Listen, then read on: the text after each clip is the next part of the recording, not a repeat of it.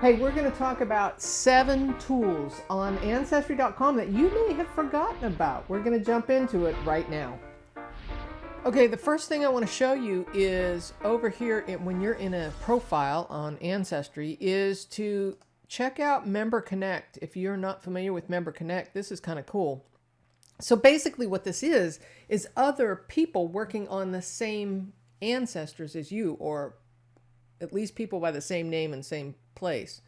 So if you click on Member Connect, and up here you have suggested connections. Now, I already have 2 connections already, so you might not see this if you have not connected with anybody. So if you click on suggested connections, you get other people who may be working on the same people. Now, if you click on connect, that doesn't mean that you're actually contacting them.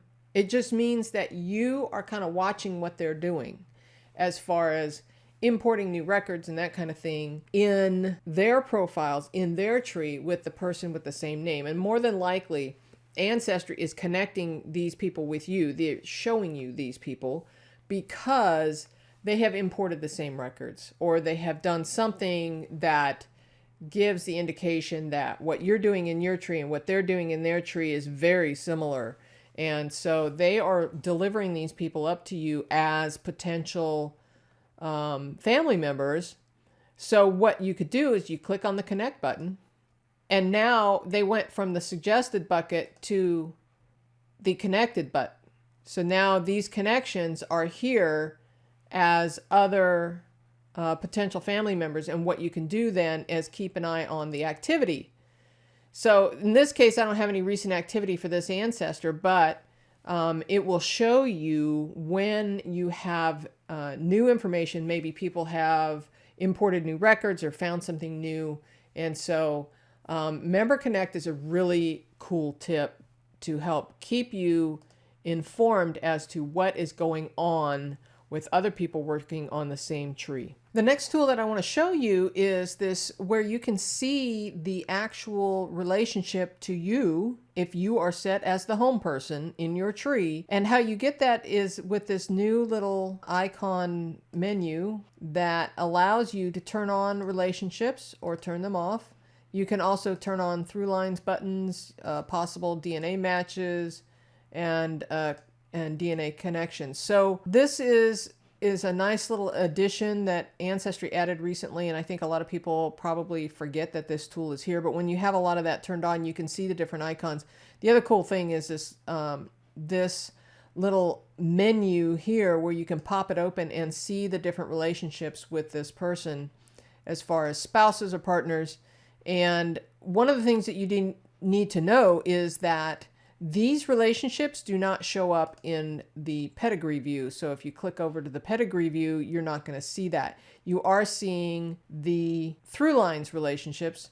And if we click that open and turn that off, you can see that that goes away. And we can turn that back on.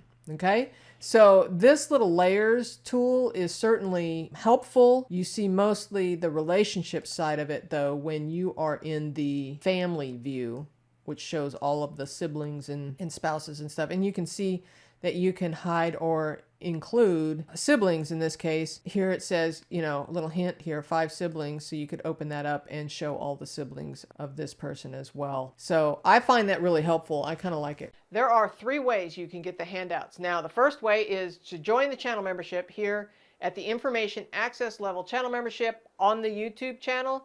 And then go to the community tab and you'll find the posts that have the handout links in there. All you have to do is follow the link and download the handouts. Okay, now the second way is over at Patreon. Now at Patreon, if you're at the Happy Dance level or higher, you can get the handouts.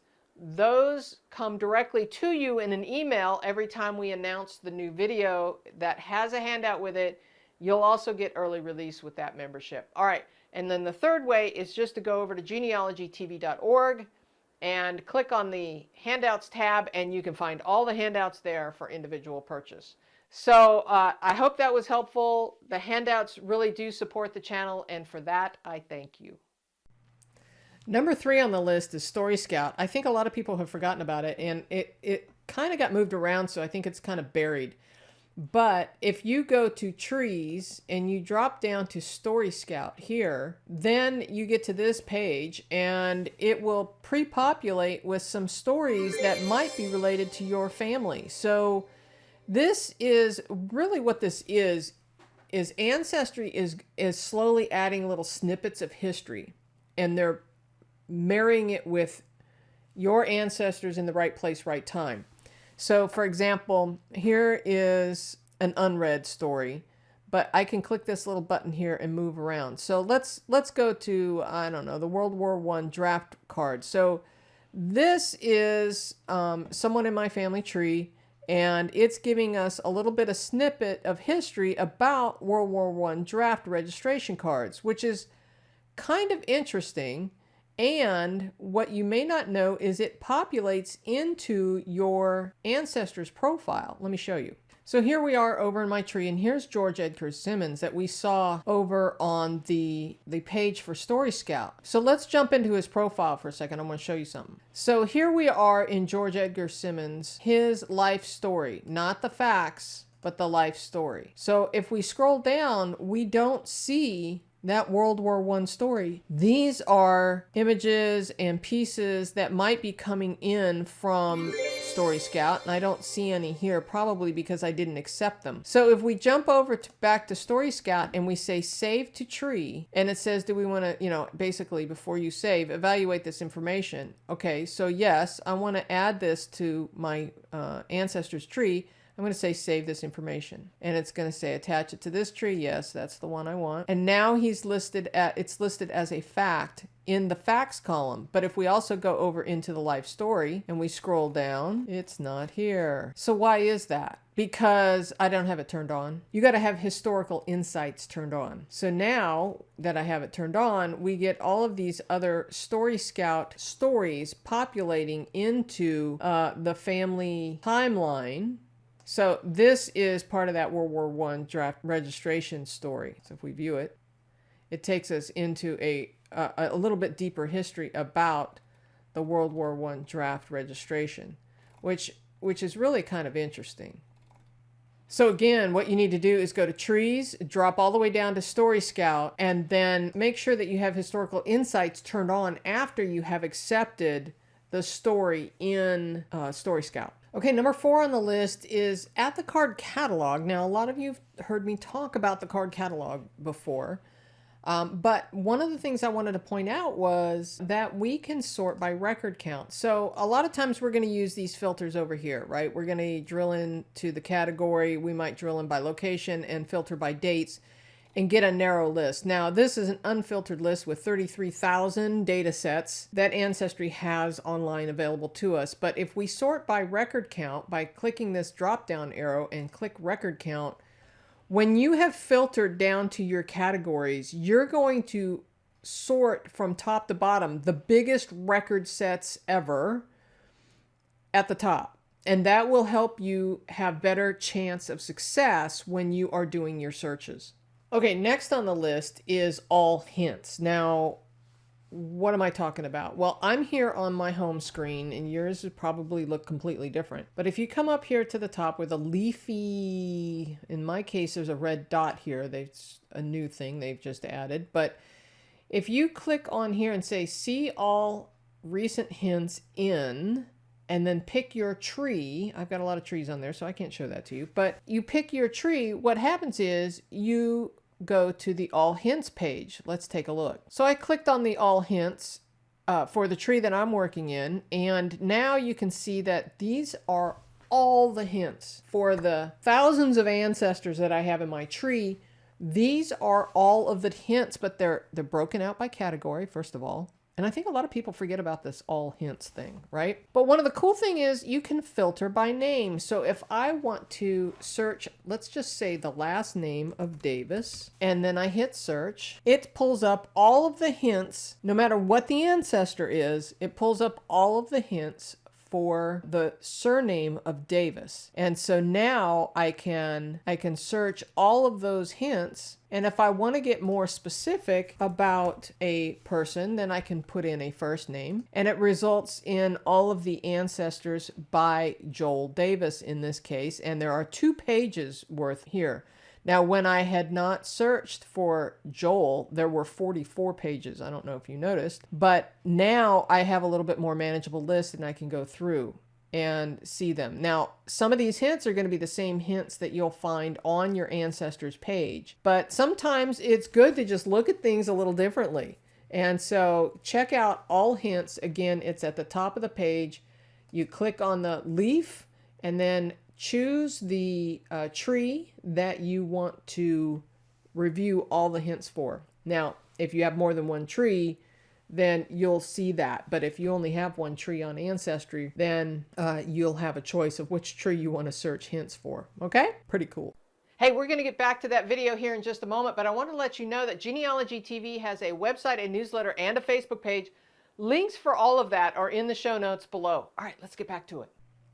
Okay, number 6 on the list is the Ancestors DNA timeline if you are a DNA member. So if you are using DNA, you can see how these lines draw from your ancestors across the globe and see clusters of where your DNA cousin matches are. So how did I get here? So if you drop down to your DNA results, and you scroll over to the ethnicity estimates and click on that. A lot of people this is where you go first, right? Well, a lot of people don't realize that you can scroll down. There's more to find. So this here is where you can divide your ethnicity estimates between your paternal and maternal side. That's a whole other strategy. But long story short, you have to have something unique in order to identify which side is which. But it will show you parent 1 and parent 2. In my case, I was able to identify my maternal from the paternal side. So scrolling down, this is where the DNA communities are. So when you first get here, you can see the different regions light up, right, as you scroll around. But if you click on one, now you get the timeline. And I think a lot of people don't even realize that this timeline is here.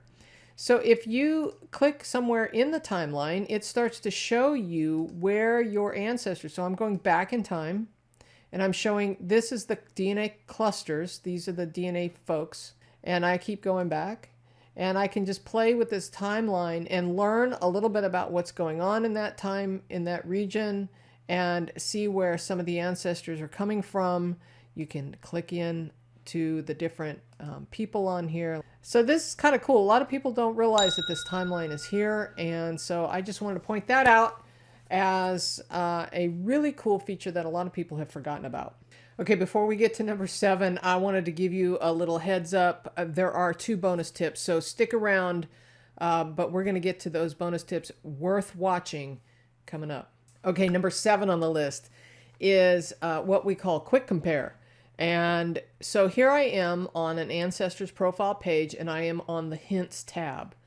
And I think a lot of people forget about this little button, and it's really quite convenient. If we are looking at hints, in this case, a Quaker meeting record, we can click on the Quick Compare. And when we do, we can see what's in this record and what is in my tree. And we can just quickly take a look at the data to make a determination if this needs further investigation or if these are the same people or the right people.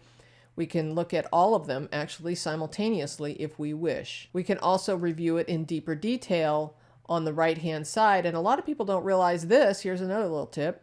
You can make this bigger but with these little arrows and you can drag it out. Now, a lot of people, have had trepidations, I guess, about how this side panel works. Again, you can do the compare details right here. If you don't like this view, you can click directly into the record by clicking here. And when you do, you get the old-fashioned view, and then you can look at the record itself. Whenever possible, we want to look at the actual record. We want to look at the record directly and see if we can determine that these are our people. Now, this one is a really hard one to read, so it would take some study. But I think you get the idea. You can use the quick compare, or you can go all the way into the actual record. And again, that quick compare here is this little button right here, where you can turn it on and see your information compared to the information in this record. While we're here, I've got a couple bonus tips for you. And the first one is right here. While you are on the Ancestors profile page, turn on the Show Research Tools. So you click on the tools, drop down to Show Research Tools. And when you do, you get all these nice little tools right here. And there's Member Connect that we talked about before. The other one that I wanted to talk about was Merge with Duplicate. This is the second bonus tip. And the last tip for this video, but Merge with Duplicate is here, but it is also in these research tools if you have them turned on. So again, if we want to turn them on, turn them off.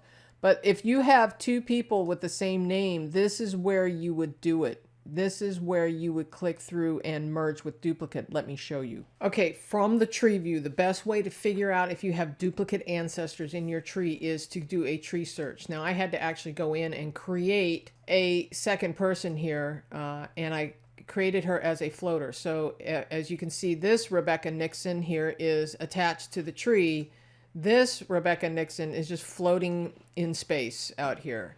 And how you create a floater in your tree, that's a whole other conversation.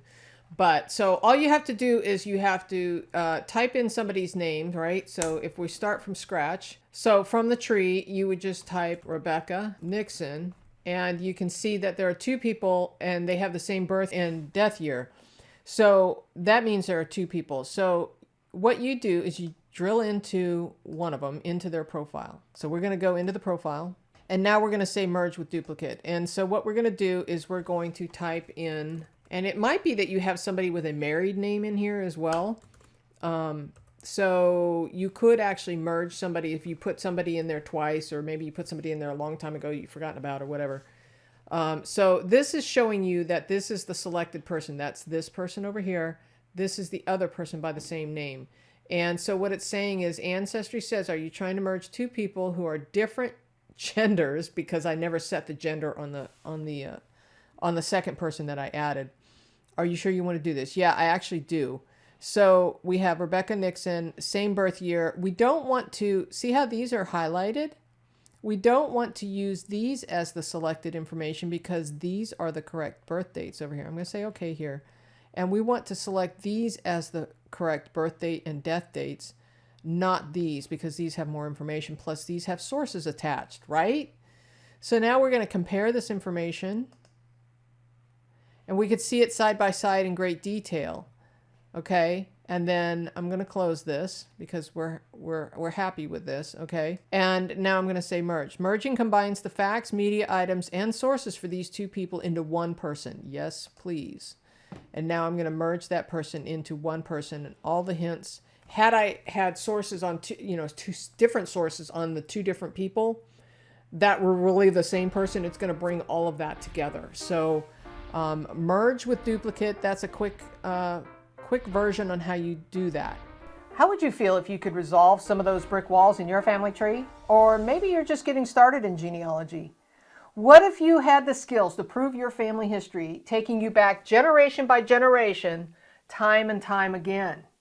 Hi, my name is Connie Knox, and here at the Genealogy TV Academy, I help genealogy enthusiasts like you break down brick walls by learning smart research methods. I help you find the records, and I help you get organized so that you can share your family history with your family and future generations. I do this through a monthly membership course. There are two components to this. Now, there is the self-guided platform where you can take the courses on your own time. And, well, I'm adding one new lesson per month. And then the live Zoom meetings where you can watch a live presentation in the virtual classroom and participate in the discussion after the presentation. Now, if you can't make one of the live sessions, don't worry. All the programs are recorded and are added in the course platform following the presentation. So, are you ready to learn some new skills to help prove your family history, get organized, and break down some of those brick walls? All right, well, if you want to learn more, hit the Get Start button to learn a little bit more about pricing and how you can get signed up. All right, we'll see you in the virtual classroom.